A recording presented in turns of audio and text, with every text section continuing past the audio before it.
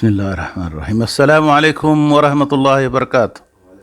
दोस्तों, अजीज़ों, साथियों, एक अजीब इत्तेफाक कि काफ़ी बर्दाश्त ग्रुप के साथी एक के बाद एक दिगर हमारे साथ जुड़ते जा रहे हैं। ये हमारी खुशनसीबी है कि आज शारजा दौलतुल इमारात में मोहम्मद बारज़ेक एक ऐसी शख्सियत बर्दाश्त ग्रुप की जिसके बचपन को लेकर, जिसकी जवानी को लेकर और जिसकी खूबसूरत आवाज़ से बर्दाश्त ग्रुप का हर मेंबर अच्छी तरह जानता है।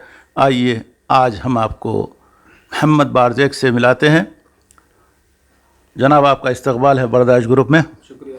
आपकी शख्सियत कोई तारुफ के मोहताज तो नहीं है, लेकिन हम ज़रूर आपसे कुछ सवालात बर्दाश्त ग्रुप में हम पेश करना चाहते हैं। जैसे कि आपका एक ग्रुप है बचपन का, जहाँ से अपनी शुरुआत हुई है, हाँ, अपनी पैदाइश को लेकर, अपनी इब्तिदाई तालीम को लेकर हम आपसे कुछ जानना चाहेंगे।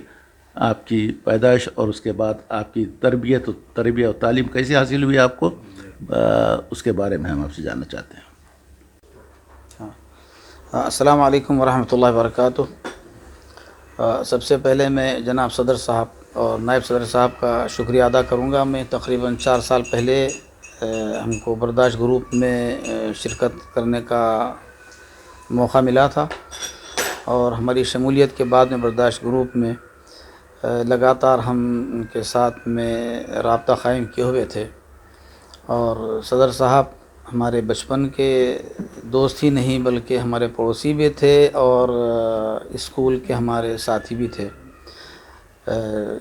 सदर साहब के अलावा भी हमारे स्कूल के साथियों में शेख उमर ज़ुबैदी और इनके बड़े भाई साहब भी अहमद बड़े भाई अहमद ज़ुबैदी साहब, तो उनके ऊपर की क्लास में थे उन्होंने।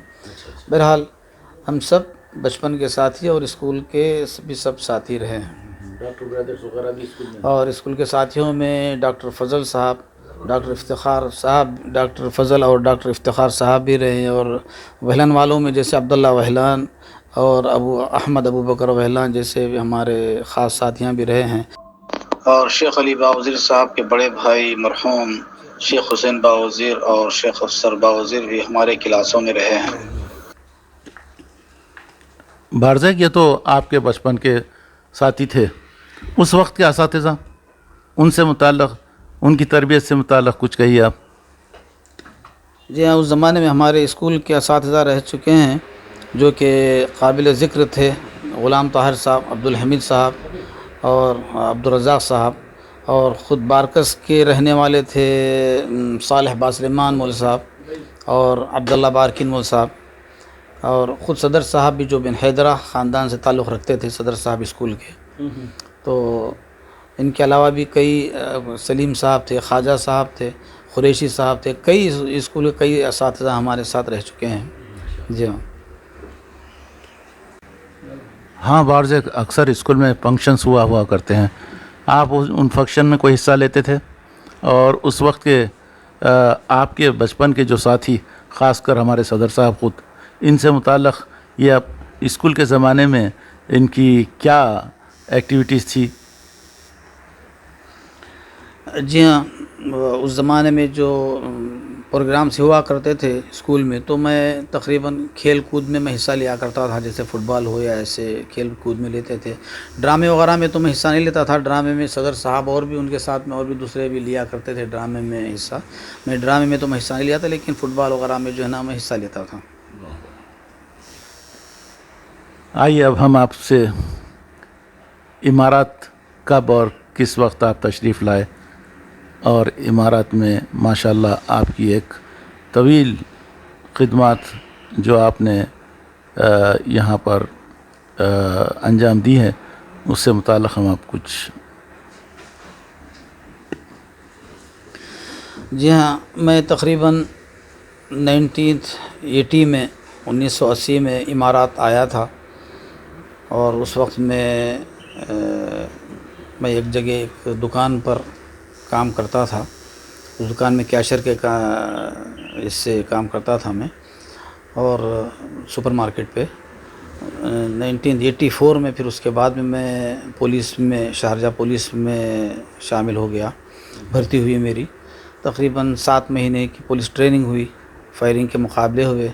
उसके बाद में फिर मैं ड्यूटी पर चढ़ा। सबसे पहले तवारी में 1-2 महीने करने के बाद में फिर ज़ैद पुलिस स्टेशन में, जी हाँ, उसके बाद फिर ज़ैद पुलिस स्टेशन में मेरी शिफ्ट हुई। वहाँ पे मैं ड्यूटी करने लगा। अब तकरीबन 35 साल में ज़ैद पुलिस स्टेशन पर ड्यूटी किया हूँ। और लॉकअप इंचार्ज था मैं, जो जेल में लॉकअप में जो कैदियाँ पकड़ के 24 घंटे के दौरान जो पकड़ के लाते थे, तो मेरा काम था उनकी देखभाल करना, उनके फ़ाइलें तैयार करना, करने के बाद 24 घंटे में हम कोर्ट के हवाले करना, ये मेरी ज़िम्मेदारी थी। और ये ड्यूटी 35 साल के दौरान मैं पूरी ईमानदारी के साथ, पूरी वफ़ादारी के साथ, रब्त व ज़ब्त के साथ मैं ड्यूटी अंजाम दिया हूँ, अल्हम्दुलिल्लाह। और ड्यूटी के दौरान जब कभी फायरिंग वगैरह के मुकाबले होते थे, तो मैं तकरीबन काफ़ी मरतबा मैं हिस्सा ले चुका हूँ गन की फायरिंग, रिवॉल्वर की फायरिंग में। और उसमें मैं जब आया था, फर्स्ट आया था, तो मुझे मेडल वगैरह जो मिले थे, जिसका सबूत मेरे पास मौजूद है। कई ऐसे मेडल इस ड्यूटी के दौरान मेरे को जो मेडल हासिल हुए थे, ये सब मेडल मेरे पास हैं। और इसके शहादे भी हैं, जो कि कभी कमिश्नर के हाथों, कभी नायब कमिश्नर के हाथों, जी हाँ, कभी मुदीर हरासात के हाथों मुझे हासिल हुए थे। सब मेडल मेरे पास ये है। और एक मेडल था जो कि मेरे को नहीं मिला, शायद कहीं हो गया होगा। इसके साथ साथ कई मेरे पास शहादे, सर्टिफिकेट्स वगैरह हैं। और मैं बहुत ही बहादुरी के साथ में कई ऐसे सच पूछो तो मैं अपना बड़ी बात तो मैं नहीं कर रहा हूँ, लेकिन कई ऐसे बहादुरी के मैं कारनामे अंजाम दिया हूँ। जैसे तकरीबन यानी एक दो वाक़े ऐसे काबिल ज़िक्र हैं जिसमें मैंने कई लोगों की जान बचाई थी, समझे। वो तकरीबन 87 की बात थी, जब शुएब मंतक़लैन का जो डैम है, वो डैम टूट के पानी एकदम भर के आके मंतक़तुल मदाम में घुस गया था।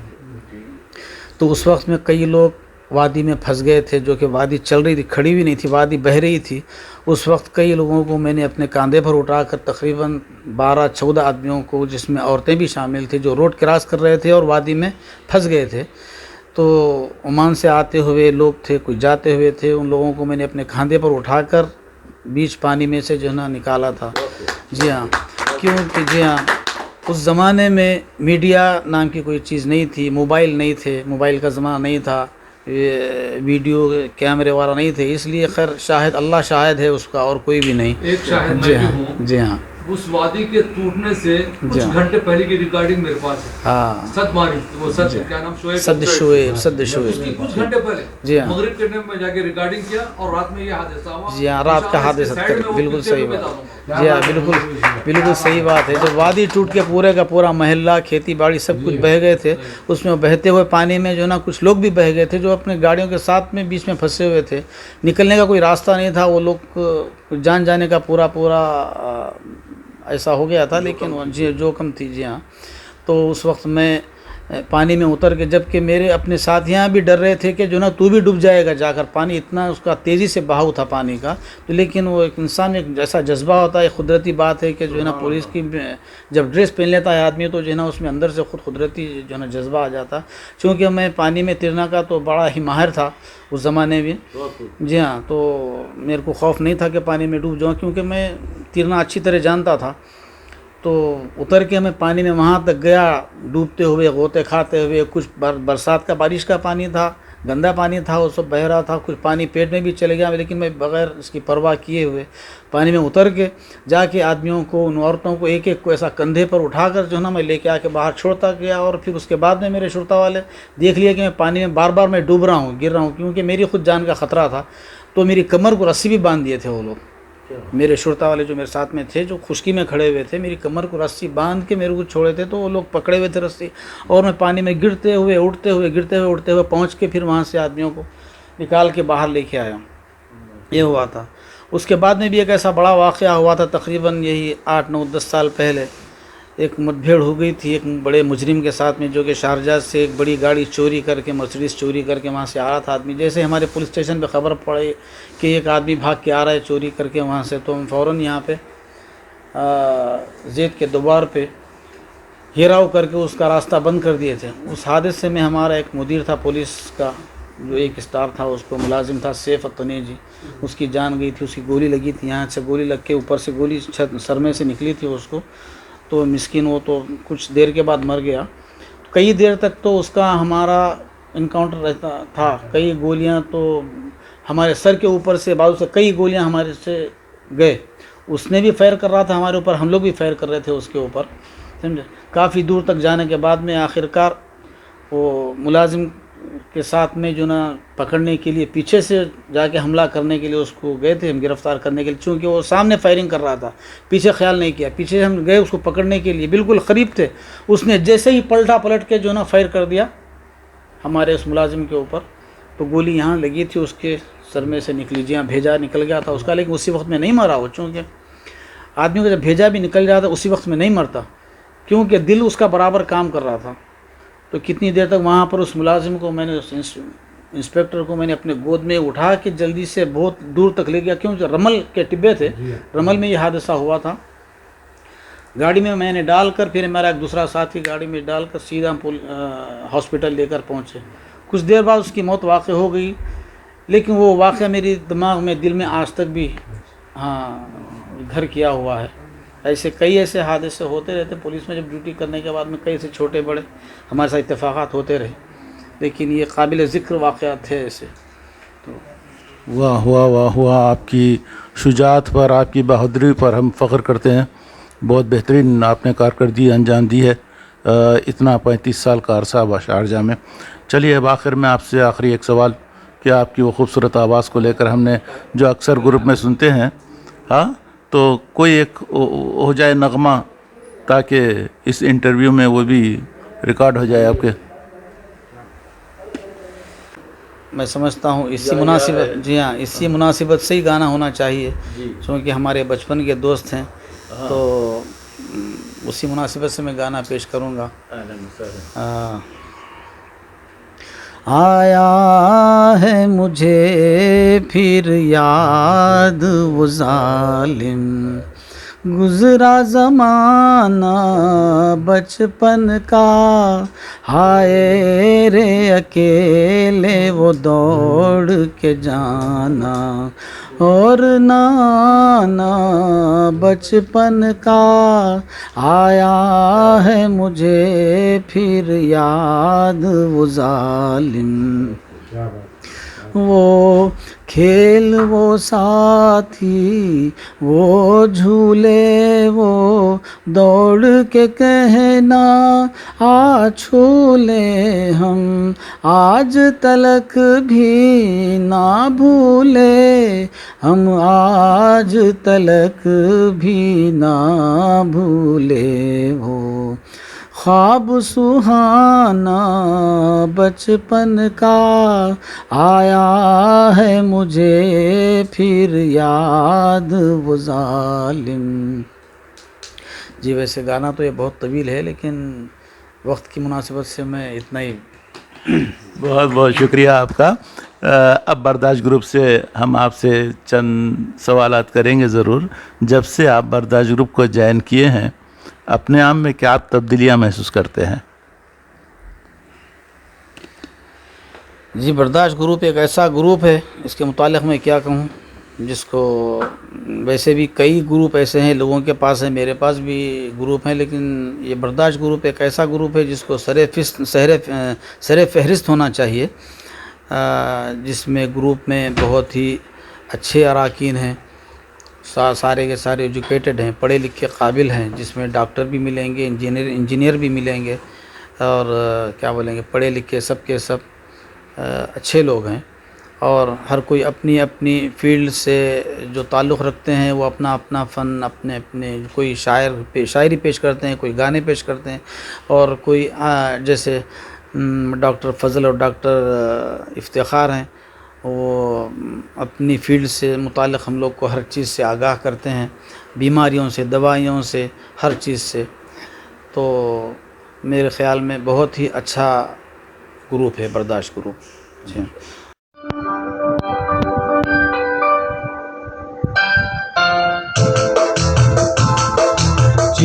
जीतेंगे बाजी हम, खेल अधूरा छूटे ना, प्यार का बंधन जन्म का बंधन, जन्म का बंधन टूटे ना।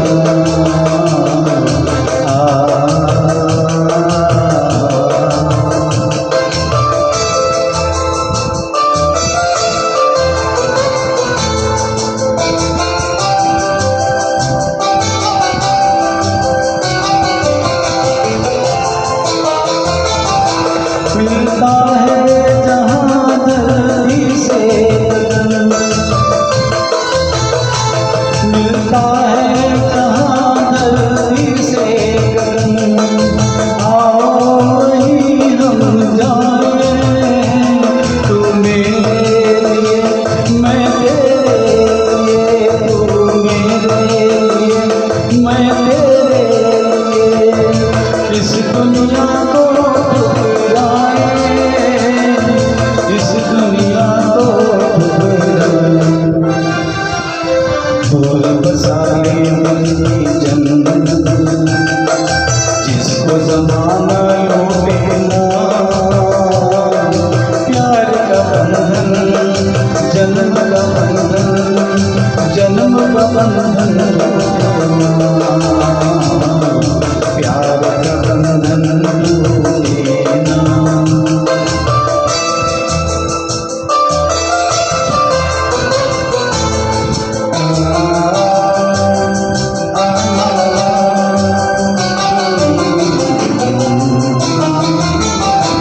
मिलने की खुशी ना मिलने का गम, खत्म ये झगड़े हो जाए, मिलने की खुशी ना मिलने का गम, खत्म ये झगड़े हो जाए, तू ना रहे मैं ना रहूं, तू ना रहे मैं ना रहूं, एक दूजे में खो जाए, एक दूजे में खो जाए, मैं भी न छोड़ूं बरदान, मैं भी न छोड़ूं बरदान, तू भी पल भर लौटे ना, प्यार का बंधन जन्म का बंधन, जन्म का बंधन टूटे ना। जीतेंगे बाजी हम, खेल अधूरा छूटे ना, प्यार का बंधन जन्म का बंधन, जन्म का बंधन टूटे ना, प्यार का बंधन टूटे ना, प्यार का बंधन टूटे ना, प्यार का बंधन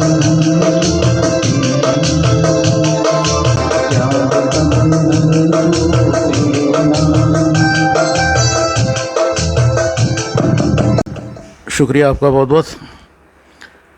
बर्दाश्त ग्रुप को आपने जो कुछ दोस्तों के साथ में बोला और सुनाया, हम उसके शुक्रगुज़ार हैं। बहुत बहुत शुक्रिया। ये थे मोहम्मद बारज़िक, बर्दाश्त ग्रुप की एक मानाज शख्सियत। क्योंकि वक्त बहुत कम है, बहुत कम वक्त में हमने इनसे बात कर रहे हैं ये, तो हम फिर एक बार आपसे तहे दिल से शुक्रिया अदा करते हैं। जी मैं भी बहुत बहुत शुक्रिया अदा करता हूँ आप लोग का, सदर साहब और नायब सदर साहब, जो इस गरीब खाने पर तशरीफ़ लाए और हमको इज़्ज़त बख्शे आप लोग आकर यहाँ पर। आप लोग का बहुत बहुत शुक्रिया।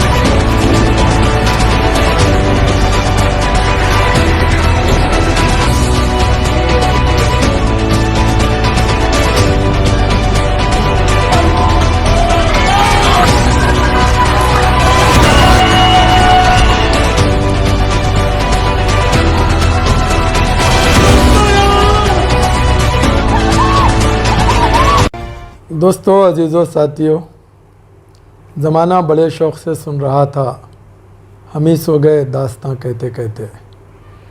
अभी जो आप इंटरव्यू समाअत फरमा रहे थे, देख रहे थे, जनाब हमारे मरहूम नायब सदर जनाब उमर सग्गाफ़ साहब, मोहम्मद बारज़क साहब का ये इंटरव्यू ले रहे थे। ये भी इंटरव्यू जिस वक्त ले रहे थे, एक थोड़ी सी टाइम की कमी भी थी, और फिर उसके बाद कई एक सवालात, कई एक बातचीत जो है वो पूरी हो नहीं सकी थी। जुड़ते जा रहे हैं। और सही बात तो यह है कि आज शारजाह हमारे नायब सदर साहब के साथ उम्र ने वफा नहीं की, वो हमारे दरमियान नहीं रहे। लेकिन इस सिलसिले को हम आगे बढ़ाते हुए फिर एक बार इस तसलसल को जारी रखते हैं। और इसी सिलसिले में बात को आगे बढ़ाते हुए मैं मोहम्मद बारज़क साहब से पहले ये पूछना चाहूँगा कि आपके पास जो ये इंटरव्यू का सिलसिला बन गया था हमारे नायब सदर साहब का, एक अचानक मौके पे आपके मकान पे तशरीफ़ लाए थे जी और ये एक इंटरव्यू हो गया था, यानी ये एक अनप्लान था, खुद ब खुद हो गया था। जी उसके बाद में फिर मैं समझता हूँ वो जो अनप्लान था वो एक यादगार भी बन गया आपके लिए, हमारे लिए। जी तो इस सिलसिले को आगे बढ़ाने से पहले मैं यही जानना चाह रहा हूँ कि कैसा मौका था आपके पास, कैसा वो इस इंटरव्यू को ले लिए थे और कैसा मौका बन गया था ये इंटरव्यू लेने का आपके सिलसिले में। बिस्मिल्लाहिर्रहमानिर्रहीम, अस्सलामु अलैकुम वरहमतुल्लाहि वबरकातुहू।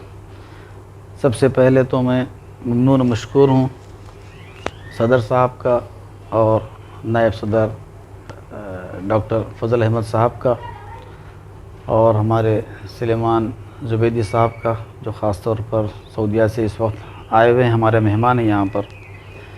आप लोग का मैं ममनून मशकूर हूँ जो आप लोग अपने मसरूफियात में से आपका कीमती वक्त इस इंटरव्यू के लिए निकाले हैं। बहुत बहुत शुक्रिया। जैसे आपने भी सवाल किया कि गुज़िश्ता दिनों कुछ अरसा हुआ इंटरव्यू लिया गया था मुझसे, उस वक्त मैं शारजा में मुकीम था। अच्छा। तो उस वक्त में मेहमान आए हुए थे हैदराबाद से अलैन को। अच्छा। सदर साहब के कुछ रिश्तेदार जैसे शेख अली बावज़ीर साहब और हादी चिच्चा, हादी भैलान साहब। अच्छा, तो माशाल्लाह बैठक हो गई थी पूरी। जी हाँ, वहाँ आए हुए थे। तो फ़ोन पे बात हुई थी सदर साहब के। तो सदर साहब को फिर मैं ख्वाहिश किया कि जब इतना ग्रुप आया हुआ है मेहमान, सब लोग तो जो है ना फिर हमारे पास तशरीफ़ लाएँ।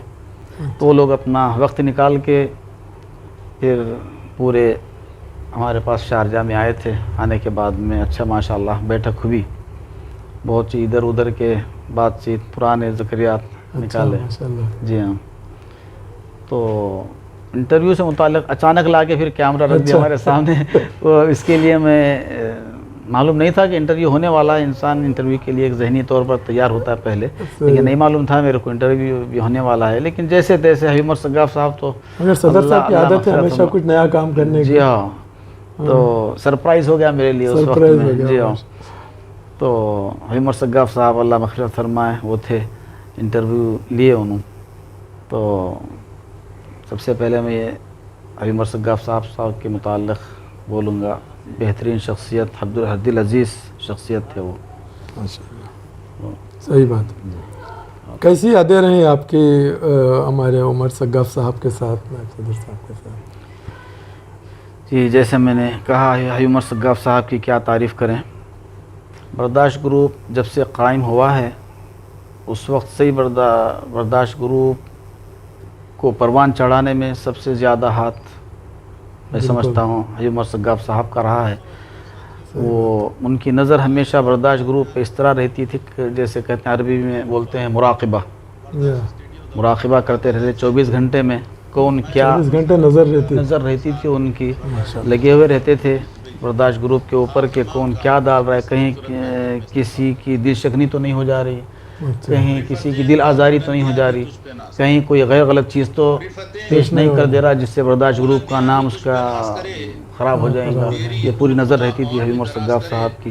यही वजह थी कि आज बर्दाश्त ग्रुप एक इंटरनेशनल लेवल पे हो गया तकरीबन। हाँ, दुनिया के कई ममालिक के मेंबरान इसमें शामिल हैं। जी हाँ, बहुत ही बेहतरीन आदमी थे, बहुत ही हर दिल अजीज़ आदमी थे हबीब उमर सग्गाफ साहब, अल्लाह उनकी मग़फ़िरत फरमाए। हम सोचे भी नहीं थे, वो तो अपने भतीजे की शादी में शिरकत के लिए आए थे हिंदुस्तान में, लेकिन आने के बाद में इत्तेफाक से वो यहीं पर बीमार पड़ गए और यहीं पर वफ़ात पा गए। बिल्कुल जी। इसमें और एक बात ये भी, आपके इंटरव्यू में जो मैं बैक सुन रहा था पीछे, जो आपका एक वाक़या हुआ था, जैसा सैलाब का एक वाक़या आ गया था, और उसमें माशाल्लाह आप ज़बरदस्त बहादुरी का काम करे, जो ऐसे वक्त कोई किसी का दिमाग काम नहीं करता। और ऐसे ख़ुद ये जब हम बैकग्राउंड जो तमाम चीज़ें इंटरव्यू में आपके देख रहे थे, तो बड़ा ज़बरदस्त मालूम हुआ माशाल्लाह। उस वक़्त आपकी बहादुरी भी बहुत ज़बरदस्त रही थी, और जो है एक क्रिमिनल के साथ भी आपका वाक़या हुआ था। जी हाँ, जो ये अनएक्सपेक्टेड वाक़या हो गया आपके साथ, ये तो क्या क़ुव्वत काम कर रही थी आपके पीछे के एक चांस इन चीज़ के पीछे आप अपनी जान को ख़तरे में डाल के इतना बड़ा काम अंजाम दे दिए? जी हाँ, उस वक्त मैं ऑन ड्यूटी था।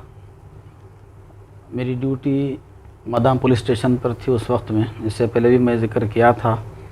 तो बारिश के दिन थे, तो बारिश की वजह से तो पानी वादी तो बहती है तकरीबन हर जगह से, लेकिन इत्तेफाक ऐसा हुआ था अलैन में एक बहुत बड़ा डैम तैयार हुआ था शेख ज़ायद की जानिब से शुएब इलाक़े में, तो उतना पुख्ता शायद बना हुआ नहीं था उस वक्त में। तो अचानक वो डैम टूटने की वजह से पानी का बहाव एक वक्त में इतना बढ़ गया था, तो जो गाड़ियाँ आते जाते थे उनको नहीं मालूम था कि अचानक जो है ना इतनी बड़ी पानी। तो आपको ये देखा नहीं गया और आप जंप कर दिए? हम तो आपके साथ और भी लोग थे होंगे? मेरे साथ में बहुत से लोग थे। जी हाँ, बहुत सारे लोग थे, लेकिन वो तैरना नहीं जानते थे शायद पानी में, या शायद कुछ और भी डर खौफ था होगा। जी शायद हिम्मत, क्योंकि पानी का बहाव इतना तेज़ था, इतना ज़्यादा था कि कोई भी हिम्मत नहीं कर सकता था उतनी पानी में। और फिर हमारी नज़रों के सामने ही गाड़ियाँ बहते चले जा रहे थे, जो रोड क्रॉस करने के लिए गाड़ियाँ पानी में उतर गए थे। यहाँ पे भी आप देख रहे होंगे अक्सर टीवी में जो बता रहा,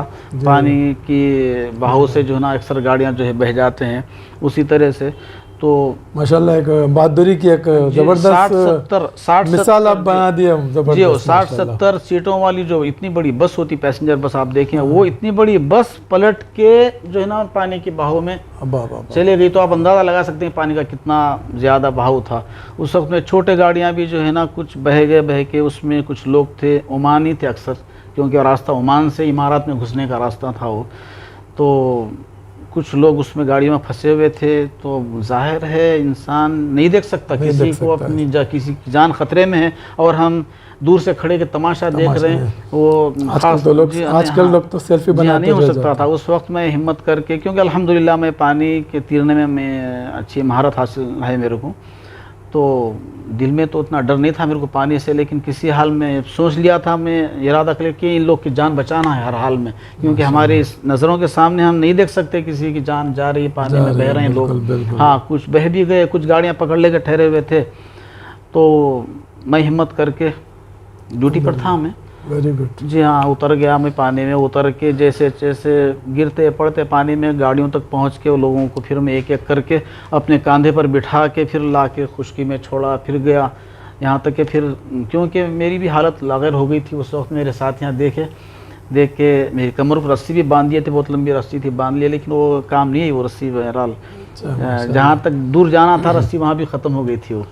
बहरहाल वो लोगों को मैं अपनी जान पर खेल के एक बड़ा एक यादगार वाक़या हो गया। जी हाँ, जी हाँ, आपके लिए भी, और हम यानी हमारे लिए बायस से फ़ख्र भी रहा आप कि हमारे ग्रुप के लिए भी कि इतनी बड़ी बहादुरी का माशाल्लाह आप अपना जी हो ये उस वक़्त मुज़ाहरा किए थे। ये वाक़या 80 का है ये। अच्छा। मतलब यानी 80s का।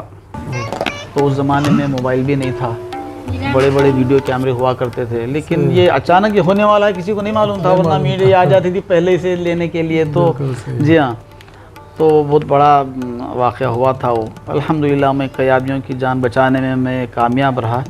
और उसमें बाद में हमारे पुलिस स्टेशन का जो हेड था वो ख़ुद भी मौजूद था वहाँ पे, सामने देख रहा था वो। देख के उसके बाद में ख़ास तौर पर मेरी सिफारिश की गई अच्छा, पुलिस माशाल्लाह। कमिश्नर के पास। तो पुलिस कमिश्नर की तरफ से ख़ास तौर से मेरे लिए एक एजाज़ दिया गया। एजाज़ का एक लेटर भी आया और माशाल्लाह, एजाज़ दिया गया ये मेरे तो को होना उस ही वक्त था में। जी वाकई। हाँ, वो है मेरे पास भी, अभी तक भी है, कभी मैं पेश करूँगा इंशाअल्लाह ताला। अभी हम ग्रुप में एक आपके इंट्रो में देख रहे थे कि आप एक बेहतरीन एक नगमा भी पेश किए थे बचपन के ताल्लुक़ से, और हमारे घर पे भी एक मरतबा जो महफिल हुई थी उसमें भी आप ये नगमा पेश कर रहे तो सदर साहब भी आपके साथ दोनों मिल के ज़बरदस्त तरीके से गाए थे, वो भी एक यादगार मौका गया था। तो मैं बचपन की तरफ आते हुए बताता हूँ कि आप अपना जो आपका बचपन गुजरा था बारकस में, जी हाँ। उसमें कौन कौन साथियाँ हैं स्कूल के जो ख़ास तौर से आपको याद है, जो बहुत ज़्यादा उनके साथ जी हाँ। अहम वाक़यात? ख़ुद शायद सदर साहब भी आपके पड़ोसी थे, और आपके जो बचपन के जो साथियाँ रहे हुए हैं उनके साथ स्कूल में क्या वाक़यात होते थे पढ़ाई के ज़माने में? बचपन की क्या यादें हैं आपके साथ? जी हाँ, काफ़ी यादें हैं, गुज़रा हुआ ज़माना था। हाँ, स्कूल के कई साथी थे हमारे जो अभी भी हयात हैं, और कुछ हमारे दोस्त साहिबाब कौन-कौन गुजर ज़्यादा भी थे? चुके हैं।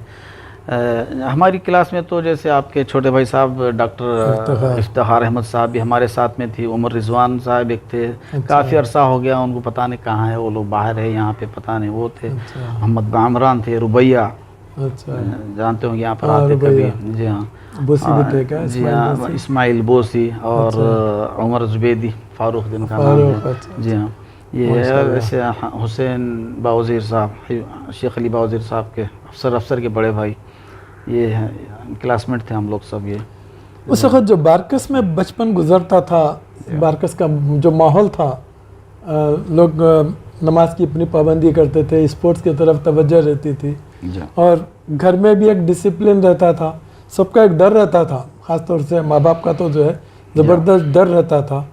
उस माहौल में आप क्या महसूस करते हैं आज के बच्चों में, और आज के बच्चों का जो बचपन गुजर रहा है उस माहौल में और इस माहौल में आपको कैसा कंपेयर करेंगे, आप कैसा महसूस करते हैं? काफ़ी फ़र्क हो गया है पहले के ज़माने में और अब के ज़माने में। यानी ये समझ लीजिए बिल्कुल उल्टा हो गया अभी। उस ज़माने में शाम होते ही बच्चे घरों में रहते थे, मगरिब होते ही घरों में रहते थे, और कुरान की तिलावत तो बहुत ज़रूरी थी हर घर में। हम भी जब बच्चे थे तो मगरिब के साथ ही जो ना नमाज के साथ में कुरान की तिलावत घर में होती थी। हमारे वालदा खुद लेके हमको बैठते थे कुरान पढ़ने के लिए, और हर घर में ऐसे ही था। बड़े बाहर रहते थे, अपनी नौकरियों पे, कामकाज में, मसरूफियात में बड़े रहते थे, अपने टाइम पर 9-10 बजे घरों को वापस आ जाते थे, लेकिन बच्चे मगरिब के साथ घर में रहते थे। अब उल्टा हो गया बिल्कुल, बड़े घर में हैं और बच्चे रात भर, यहाँ तक कि रात भर भी जो है ना बच्चे, खैर नहीं बोलना चाहिए, हमारी बस्ती के बच्चे हैं, लेकिन हकीकत को छुपाना भी नहीं है, क्योंकि हो सकता है इससे हमारे बड़े एहतियात करें, इस चीज़ से बच्चों को ना छोड़ें।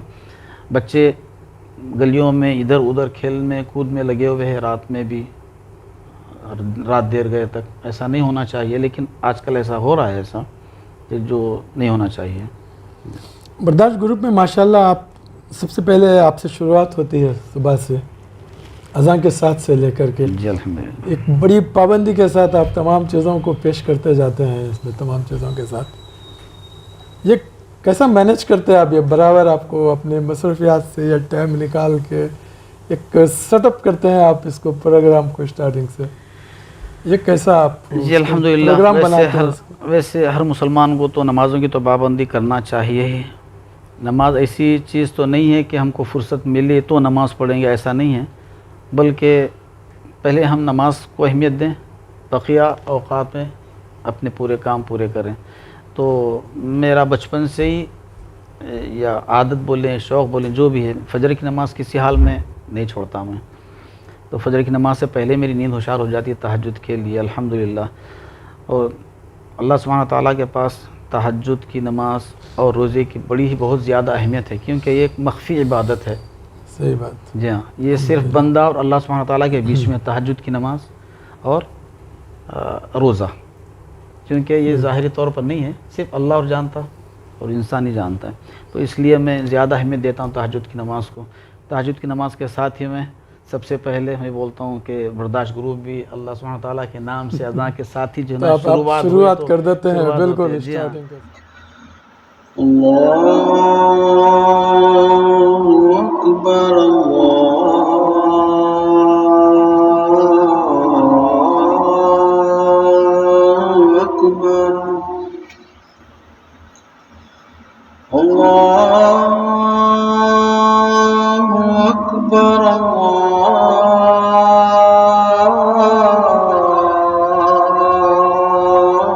أكبر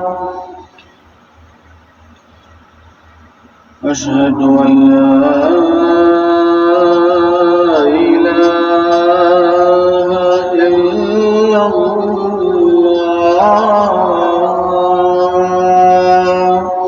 ताजुद की नमाज के साथ ही मैं सबसे पहले मैं बोलता हूँ कि बर्दाश्त ग्रुप भी अल्लाह सुब्हानहू ताला के नाम से अज़ान के साथ ही जो है तो ना आप शुरुआत कर देते हैं, शुरुआत बिल्कुल होती है। जी हाँ, स्टार्टिंग के साथ। जी हाँ मेरे माशाल्लाह। हाँ जी हाँ मेरे मोबाइल में और भी दूसरे भी ग्रुप हैं हमारे बारगस के इधर के उसके बहुत सारे ग्रुप हैं, लेकिन मैं देखता हूँ रात भर या फजर की अज़ान के साथ या नमाज से पहले भी जो भी आए कहीं शादी का प्रोग्राम या गाना या कभी कुछ डाल देते हैं, लेकिन नहीं होना चाहिए।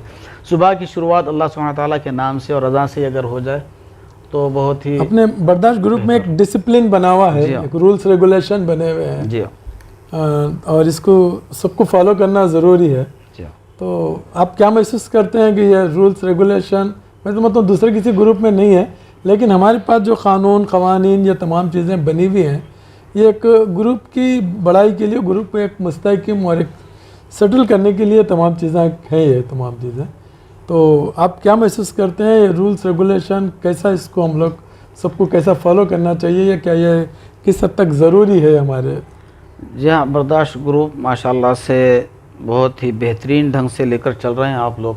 सदर साहब और मरहूम सग्गाफ साहब गुजर जाने के बाद में अब आप नायब सदर हैं, आप और सलेमान ज़ुबैदी साहब, और आपका मुराक़बा भी माशाल्लाह से पूरा है कि कौन क्या डाल रहा है क्या नहीं डाल रहा है।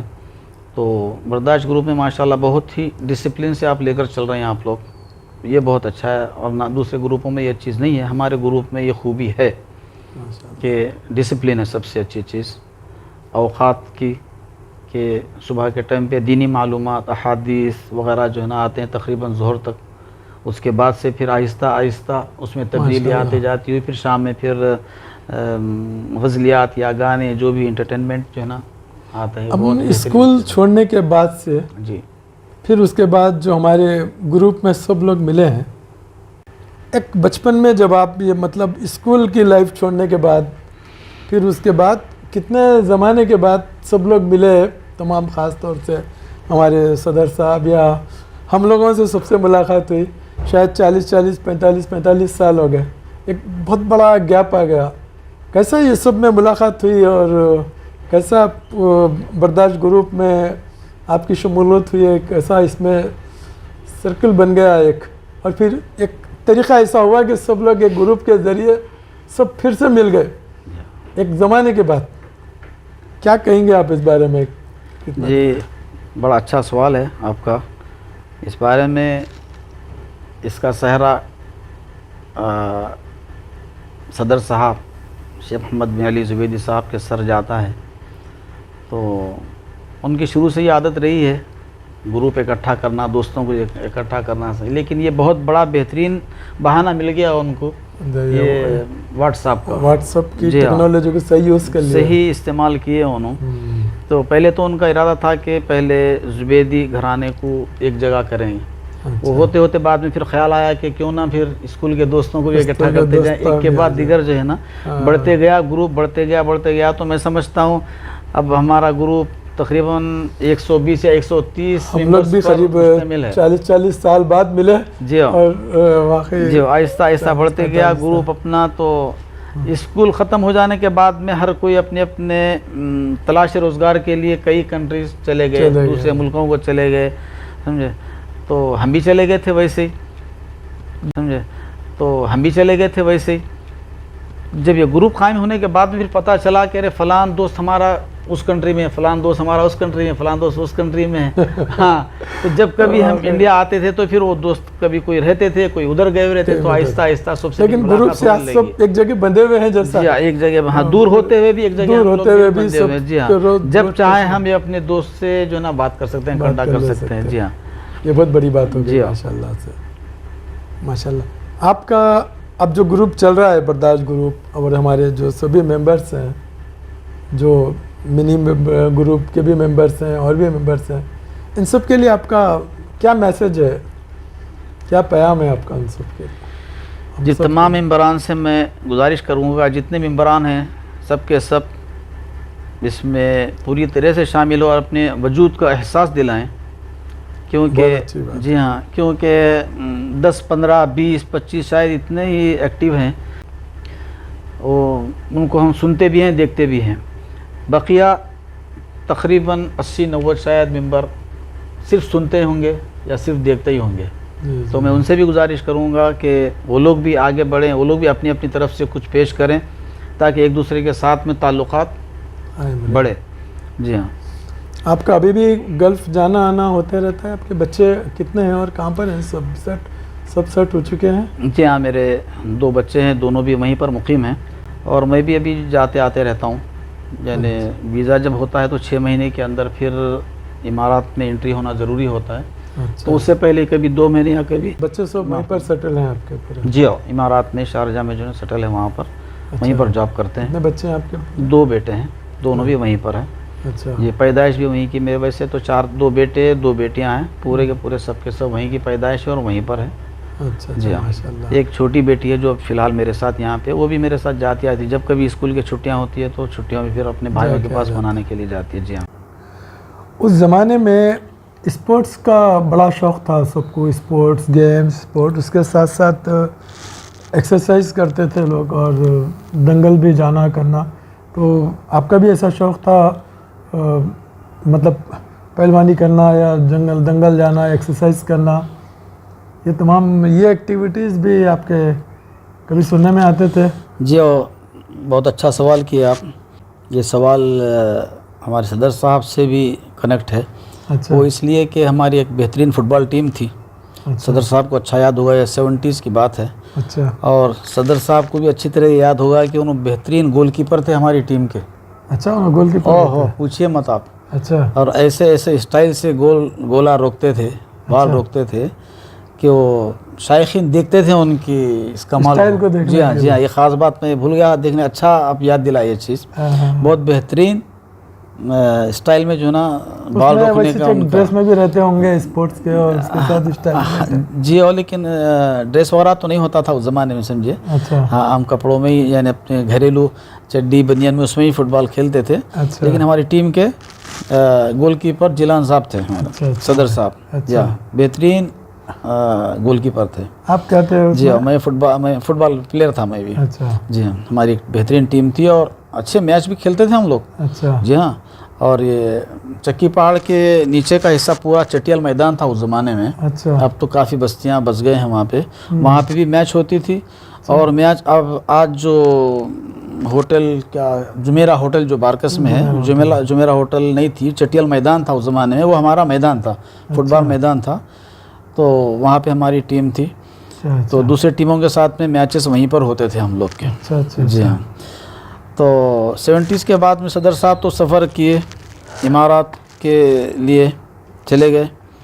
उसके बाद में आहिस्ता आहिस्ता टीम भी ख़त्म होने लगी, लोग हमारे फुटबॉल प्लेयर सब बाहर चले गए। हमको शौक़ हुआ था पहलवानी का, तो गौस पहलवान के दंगल को जाते थे हम। अच्छा। हाँ जी हाँ, हमारे से पहले हमारे ताज मोहम्मद खान साहब, TM खान साहब भी जाते थे। अच्छा। जब इन्हों जाते थे हमारे सामने जिक्र करते थे। अच्छा। जब हमारे घर में थे हमारे ताज मोहम्मद खान साहब, क्यों साहब, हमारे ताज साहब। करीब में है जो। हाँ जी हाँ, जी हाँ, जब घर में थे तो उन्होंने रोज़ आके जिक्र करते थे गौस पहलवान के दंगल को, और उन्होंने तकादा करते थे मेरे को भी चलो बोल के। अच्छा। लेकिन उस वक्त में नहीं, शौक़ तो था लेकिन जाता नहीं था, क्योंकि कुछ और मसरूफियात थे हमारे, क्योंकि घर में रहना मेरा बहुत ज़रूरी था। हमारे वालिद वालदा अबू धाबी इमारात के लिए चले गए थे, मैं अकेला था, तो घर में हमारी बहन और भावच के साथ मेरे को रहना ज़रूरी रहता था घर में। अच्छा माशाल्लाह। जी हाँ। तो कुश्तियाँ में लड़े हुए हैं आप? जी हाँ, जी एक कुश्ती में लड़ा था। अच्छा। जी हाँ, वैसे दंगल में तो कुश्तियाँ तो होते ही रहते थे वैसे भी। अच्छा। अच्छा। जी हाँ। और बाद में फिर 70s के अवाखिर में, 70s के अवाखिर में समझिए, गौस पहलवान के दंगल को भी जाने का शौक़ पैदा हुआ। वक्त मशहूर दंगल एक ही था, गौस पहलवान का दंगल। जी जी, वो एक था। अच्छा। और दूसरे दंगल तो इधर थे, ये सईद पहलवान का दंगल था, ईसा उस्ताद का दंगल इस चार मीनार के पास था। ये बड़े पहलवान आ जाते थे वहाँ पे, जैसे मकबूल पहलवान वगैरह थे। अच्छा। अच्छा। जी हाँ, वो बस्ती में गौस पहलवान का दंगल था जहाँ हम जाते थे। ग्रुप में थोड़े दिन पहले एक फ़ोटो आई थी, एक वीडियो आया था जी जिसमें अली सादी साहब का वीडियो था और वो जी हाँ। उसमें बताए थे कि आपकी शादी का मंजर था वो। जी हाँ। कब हुई थी शादी आपकी, क्या मौका था वो, क्या जश्न था? जी हाँ, मेरी शादी 1989 में 89 में अच्छा मेरी शादी 1989 जून अच्छा 30 जून 1989 में मेरी शादी हुई थी। अच्छा अच्छा जी हाँ, उस वक्त की वो क्लिप है माशाल्लाह। मरहूम अली सादी साहब मल्टी शादी- लैंग्वेज जी हाँ, बेहतरीन, जी हाँ, इंग्लिश शादी- और उर्दू हिंदी तेलुगु सब मिला के जी हाँ, शादी में आके वो बात करते कॉमेडी थे किए थे। ज़बरदस्त। जी हाँ, हाँ तो उनसे हमारे वालिद साहब के बड़े गहरे ताल्लुक़ात थे, बस्ती के नामवर शख्सियत थे अली सादी साहब, अल्लाह मग़फ़िरत फरमाए उन्हें। तो शादी में आके वो कॉमेडी करके शादी को हमारी 4 चांद लगा दिए थे। माशाल्लाह, जी हाँ, बहुत ही बेहतरीन मौका था वो भी माशाल्लाह। जी हाँ, जी हाँ। मतलब जश्न के दिन या शादी के दिन? नहीं, मेरी शादी में जश्न तो मैं नहीं करवाया था, अच्छा लेकिन वो मेरे ख्याल से शादी का निकाह का दिन था वो। अच्छा जी अच्छा हाँ, शादी का दिन था वो।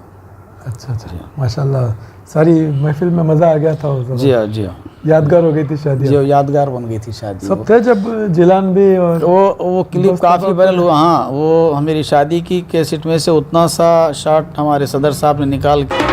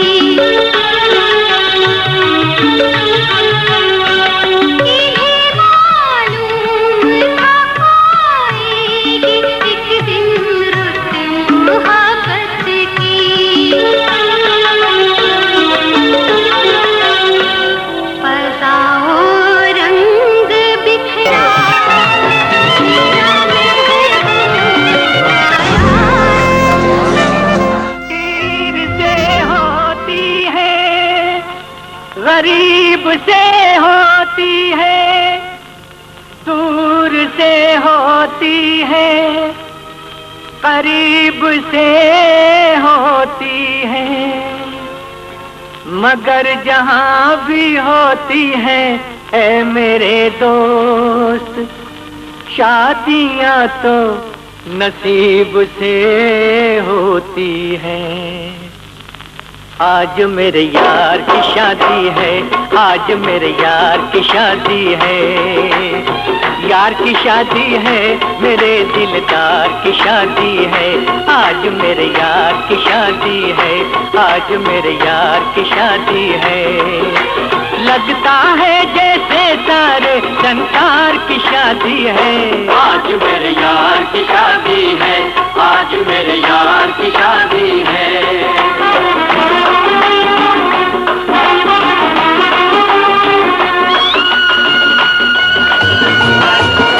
هذا محرك من الزواج الولد عوض جميل، الله يبارك لك باردك، الله يبارك لك في هذا في الحفلة البركة والبركة الشملة وحالته في الزواج مبروك، الله يبارك لك. الحمد لله خير البركة. I what of the because second man marriage what about of the بقال كان عوض جميلا قاسم كان أمسان what of the sale of the pool of the children now, what of the marriage I become the language of children because I can approve the Islam now. I have taken Andhra Pradesh with the note of the Vikan Abdul Jamil and my friends I was a fool the gave a hard shirt Varantu Samaragamuyansa Dharavattam Dharat Yantiramara Bhagavatam Dharanata Jai Bharde Bhagavatam Jati Padamanta Saravaha Bhagavatam Dhanakam Dhappam Dhappaha Parvasa Dinner Vandamana Shadi From the my friend of the के जो उसमें group में डाले तो वो इतनी बारकस में इतनी वायरल हो गई वो। अच्छा तो बारकस में बाजार में मैं जाता हूँ तो कई लोग मेरे को रोक रोक के जो है ना बोले, अरे मोहम्मद इधर आओ, तुम्हारी शादी की हम वीडियो क्लिप हम देखे अली सादी साहब की, बहुत मज़ा आया बोल के बहुत सारे लोग जिक्र किए। वाकई और ख़ुद अली सादी के साहिबजादे भी एक हाजी है अन्नू वगैरह, वो हमारे दोस्त हैं, वो लोग भी जो है ना जिक्र किए, बोले हमारे वालिद साहब जो है ना जो कॉमेडी की है तुम्हारी शादी में हम देखे बहुत मज़ा आया। ऐसा ज़बरदस्त, मतलब बहुत ही जिंदा दिल शख्सियत थे, जिंदा दिल शख्सियत है। जी हाँ, वाकई वाकई वाकई। एक सवाल और हमारे जहन में है कि आप जब इतने साल वहाँ रहे हैं तो कैसा आपकी ड्यूटी रही, क्या ड्यूटी रही आपकी, और ड्यूटी का क्या तरीक़ा रहता था वहाँ पर आपका, क्या क्या पोस्ट पर क्या आप ड्यूटी करें और आपकी क्या जिम्मेदारियाँ रहती थी उस ड्यूटी में? जी बहुत अच्छा सवाल किया आप। मैं तकरीबन 1984 से ज्वाइन किया हूँ शारजा पुलिस, लगभग 35 इयर्स, तकरीबन 35 साल पूरे 35 साल किया हूँ। जी हाँ, और मेरा रैंक था वहाँ पे रकीब अव्वल। और मतलब ये स्टाफ पुलिस का- डिपार्टमेंट जो होगा? पुलिस डिपार्टमेंट में, जी हाँ, शारजा पुलिस डिपार्टमेंट में स्टाफ का इंचार्ज था मैं। अच्छा और मेरी ड्यूटी तो वैसे तो लॉकअप पर रहती थी, जितने भी कैदी वगैरह रहते थे जेल में, जितने कैदी हैं हमेशा 40-50 के लगभग कैदी रहते थे, वो सब मेरे अंडर में रहते थे। अच्छा वो एक, और सबसे पहले मेरी ड्यूटी ये होती थी कि ड्यूटी जैसे ही मैं ड्यूटी पर पहुंचूं तो आर्म्स का भी मैं इंचार्ज था। अच्छा माशाल्लाह। जी हाँ, जो बाहर ड्यूटी पे निकलने वाले हैं, पेट्रोलिंग पे निकलने वाले हैं गाड़ियाँ, जितने भी पुलिस वाले निकलते हैं तो उन लोग को आर्म्स में 2 रिवाल्वर में उनको हैंड ओवर करता था। अच्छा जी हाँ, यानी इसमें कारतूस वगैरह कारतूस, सब जी हाँ, वो रख कर देना, जी हाँ, कितने, उसका रिकॉर्ड मेंटेन करना जी हाँ, पड़ता। कितने एक आदमी को कितने गोली दे रहे हैं, फिर वापस हम कितने गोली लेंगे, कौन सा रिवाल्वर कौन से नंबर का दे रहे हैं और किस पुलिस वाले को दे रहे हैं।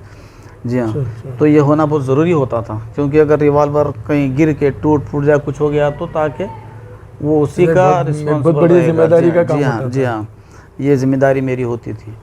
और इससे हट के वो हो जाने के बाद में जैसे पुलिस वाले सब के सब जो अपनी अपनी ड्यूटियों पर चले जाते थे मेरे से हथियार लेके, उसके बाद में फिर मेरी ड्यूटी होती थी लॉकअप पर, जेल पर, ओके कैदियों का। जाते ही सबसे पहले कितने कैदी हैं गिनना पड़ता था, उसके बाद में अपने रजिस्टर में फिर एंट्री हो जाती थी। जी हाँ, अच्छा, लिखना अच्छा, ज़रूरी अच्छा, होता था कि अब मैं ड्यूटी है इतने बजे से मैं अपनी ड्यूटी अब हैंडल कर रहा हूँ बोल के। ओके। तो ये काम होता था, वो सारी जिम्मेदारी हमारे ऊपर होती थी। कितने साल चली आपकी ये ड्यूटी, इतना कितने ईयर्स तक? पहले मैं ट्रैफिक पुलिस में था, तकरीबन 15 साल ट्रैफिक पुलिस में काम किया। अच्छा जी हाँ, उसके बाद से फिर मैं देखे मेरी अच्छी कारकर्दगी है, उसके बाद में मेरे को फिर इन्वेस्टिगेशन में जो है ना डाला गया।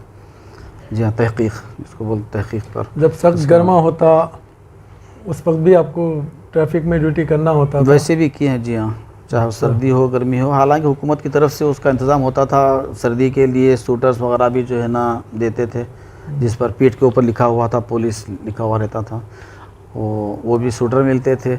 और बारिश के दिनों में उसके अलग जो है ना कपड़े, अच्छा वाटर इंतजाम प्रूफ जो रहता ना था। ड्रेस दिया जाता था, सब कुछ वो इंतज़ाम हुकूमत की तरफ से होता था। जी हाँ, तो रिटायरमेंट हुआ वहीं पर ही आपका? जी हाँ, मेरे पासपोर्ट के हिसाब से मेरी उम्र 60 साल हुई थी, तो 60 साल उम्र की इस रेंज में मैं आ गया था। तो अच्छा इसलिए वहाँ से ड्यूटी मेरी जी हाँ मुकम्मल हुई। समझो मेरे साथ में और भी कई मेरे साथियाँ थे जिनकी उम्र 60 साल हुई, उनको 1 साल ऊपर और ज़्यादा देते क्योंकि हम अपना तरतीबात कर लें ताकि बच्चों के स्कूल्स वगैरह और रहते हैं। मगर मतलब जितने भी दिन आप ड्यूटी करें बहुत ही जी अल्हम्दुलिल्लाह बहुत स्ट्रिक्ट तरीके से और बहुत ही, ईमानदारी के हाँ, साथ, जिसे अरबी वफादारी में के कहते हैं साथ रब्त व ज़ब्त कहते हैं अरबी में उसको। पूरे डिसिप्लिन के साथ, पूरी वफादारी ईमानदारी के साथ में अल्हम्दुलिल्लाह ड्यूटी, जिस पर मैं फ़ख्र कर सकता हूँ कभी कि जो ना कभी हमारे से कुछ ऐसी भूल चूक नहीं हुई जिससे मैं शर्मिंदा रहूँ या कोई मुझ पर उंगली उठाए। अल्हम्दुलिल्लाह ऐसी कोई बात नहीं है। अल्हम्दुलिल्लाह। उस दौरान में कितने दिन के लिए आपको इंडिया आना जाना होता था? जब कितने छुट्टियां मिल सकते थे आपको? जब जी हर साल 1.5 महीने की छुट्टी होती थी, तो अगर हमको आना है तो महीना 1.5 महीने के लिए हर साल आ सकते थे, अगर ना भी आए तो छुट्टी हमारी जमा रहती थी। जमा रहते जी थे? हाँ। अच्छा, तो ऐसी बात नहीं थी। जी हाँ, तो मतलब एक डिसिप्लिन के साथ और एक सख्त ड्यूटियां भी थे, आप पूरा उसको उसके साथ निभाए आप तमाम? जी अल्हम्दुलिल्लाह बहुत सख्त ड्यूटियाँ रहते थे। जब चेकिंग के लिए निकलते थे बाहर, तो 5-5, 6-6 घंटे रोड पर खड़े के हम लोग, मुझे अच्छा याद है 5 घंटे तक बैठ नहीं सकते थे, 5 घंटे तक खड़े हुए। गाड़ियों की जब आमदरफ्त होती थी तो गाड़ियों के लाइसेंस मुल्की वगैरह जो है ना चेक करना, ये सब 5-5 घंटे 6-6 घंटे तक भी जो है ना अपने पैरों पर खड़े के ड्यूटी किए हैं। क्योंकि जब बाहर निकल जाते थे तो फिर बैठने का तो कोई सवाल ही पैदा नहीं होता। जी हाँ। और इसका मैं आर्म्स का मैं एक्सपर्ट भी हूँ अल्हम्दुलिल्लाह, जिसको अरबी में खबीर बोलते हैं। इसकी ज़िम्मेदारी मेरे ऊपर होती थी, गन्स और रिवाल्वर्स वगैरह साफ़ सफाई के लिए मैं उसका एक्सपर्ट था। उसको खोल के पुर्जा अलग करके उसका साफ़ सफाई करना, और दूसरों को मैं बताता था, उसको ट्रेन करता था दूसरे साथियों को हमारे कि इस तरह गन को जो ना खोल के टुकड़े उसके पुर्जे अलग किए जाते हैं, उसको साफ़ करके उसको ऑयलिंग करके स्प्रे करते, ऑयलिंग करके फिर उसको फिर बंद करना, सबको बताना भी मेरी ज़िम्मेदारी थी। जी हाँ। इतने लंबे अरसे में आपके बचपन के दोस्तों में कब कौन मिल सके आपको? कभी मुलाकात हुई या सब ग्रुप में आने के बाद ही मुलाकात हो रही? ज़्यादातर दोस्त तो ग्रुप में आने के बाद में ही मिले। जब ड्यूटी पर रहते थे हम तो वहाँ पे तो बहुत ही कम दोस्त से मुलाकात होती, जिसमें एक अहमद वहलान थे, मरहूम अल्लाह मग़फ़िरत फरमाए, उनका इंतकाल हो गया। कुछ ऐसे दोस्त थे, समझो हुसैन से भी मुलाकात होती थी, और भी दूसरे दोस्त भी हैं उनसे भी मुलाकात जो ग्रुप में नहीं है, वो दोस्तों से मुलाकात होती थी वहाँ पे। जब हिंदुस्तान जब आ जाते थे तो यहाँ पे तो ज़ाहिर है दोस्तों से जी हाँ। माशाल्लाह आपके साथ बहुत अच्छी गुफ्तगू रही, और जो बैकग्राउंड भी आपका इंट्रो रहा और उसके बाद आप उसको आगे भी बढ़ा दिए, और तमाम चीज़ें आपकी बहुत ही हमारे सामने आई है, तमाम मेंबर्स के सामने, और आप इसके लिए अपना कीमती वक्त भी निकाले। और जैसा कि सब लोगों का एक डिमांड रहता हमेशा, आप उमर भाई के साथ जब इंटरव्यू का सिलसिला चल रहा था तो एक बड़ा बेहतरीन नगमा सुनाए थे आप। तो जब हम इंटरव्यू ख़त्म करने की तरफ जा रहे हैं, और आपका इस बारे में बहुत ज़्यादा हम मशकूर हैं, शुक्रिया अदा करते हैं। शुक्रिया। लेकिन इसके साथ साथ एक ख्वाहिश भी है कि फिर आप इसका इख्तिताम भी अपने एक नगमे पे करें, जो आपकी पसंद का ख़ास नगमा है, वो आप सुना दें हमें। चंदन सा बदन चंचल चित्र मन, धीरे से तेरा ये मुस्काना, मुझे दोष न देना जग वालों, मुझे दोष न देना जग वालों, हो जाऊं अगर मैं दीवाना, चंदन सा बदन चंचल चित्र मन। तन भी सुंदर मन भी सुंदर, तू सुंदरता की मूरत है, किसी और को शायद कम होगी, मुझे तेरी बहुत ज़रूरत है। पहले भी बहुत मैं तरसा हूँ, पहले भी बहुत मैं तरसा हूँ, तू और न मुझको तरसाना, चंदन सा बदन चंचल चित्र मन, धीरे से तेरा ये मुस्काना, मुझे दोष न देना जग वालों, हो जाऊं अगर मैं दीवाना, चंदन सा बदन चंचल चित्र मन।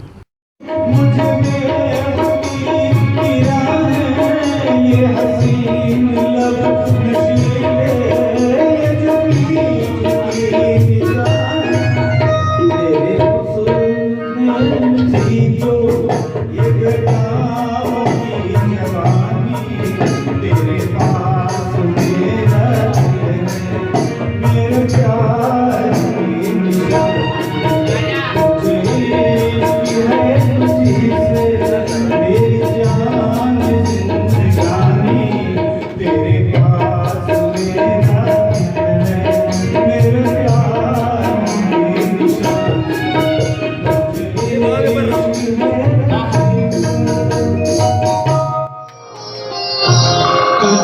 क्या सुनाऊं मैं दिलरुबा तेरे सामने मेरा हाल है, तेरी एक निगाह की बात है, मेरी जिंदगी का सवाल है, तुझे क्या सुनाऊं मैं दिलरुबा।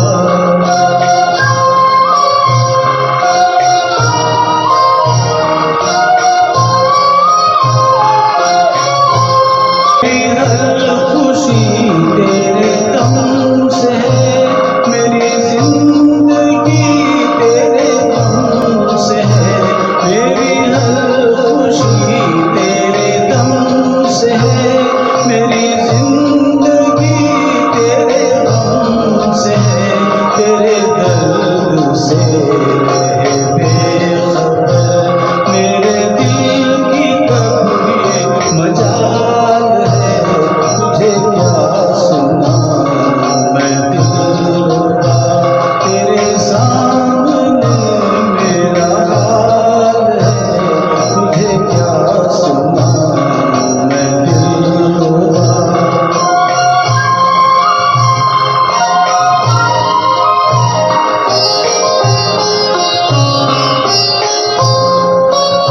तेरे हुस्न पर है मेरी नजर, मुझे सुबह शाम की क्या खबर, तेरे हुस्न पर है मेरी नजर, मुझे सुबह शाम की क्या खबर, मेरी शाम है तेरी जोस्तजू, मेरी सुबह तेरा ख्याल है, तुझे क्या सुनाऊं मैं दिलरुबा।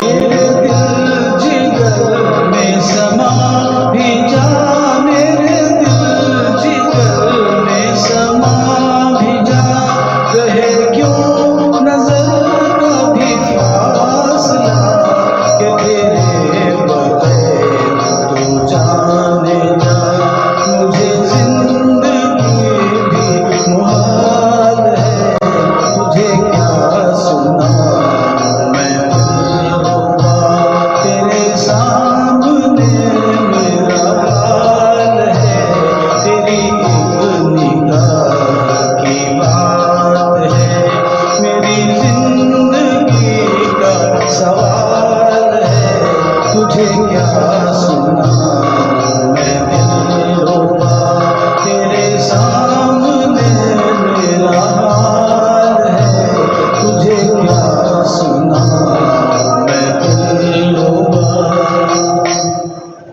वाह वाह वाह, क्या बात है, समा बांध दिया आप माशाल्लाह। बहुत बहुत शुक्रिया आपका, काफ़ी बेहतरीन आपके साथ बातचीत रही। जी, आपका भी बहुत बहुत माशाल्लाह। शुक्रिया, बहुत बहुत शुक्रिया आपका।